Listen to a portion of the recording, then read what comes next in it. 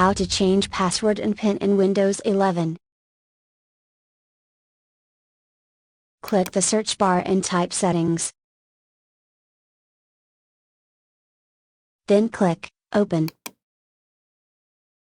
On the left sidebar, click Accounts.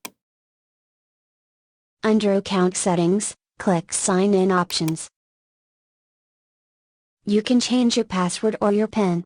If you want to change your password, just choose Password, then click Change.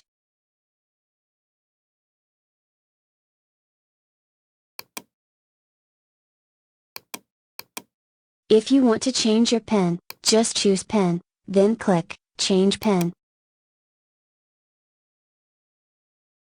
If you find this video helpful, please don't forget to like, share, and subscribe. Thanks.